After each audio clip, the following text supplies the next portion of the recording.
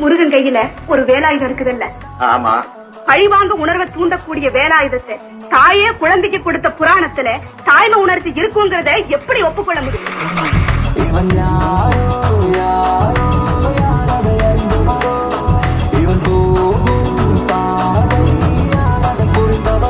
2500 ஆண்டுகளுக்கு முன்னாலே வாழ்ந்த தமிழன் அறிவுக்கு காற்றும் போட துவங்கிவிட்டார்.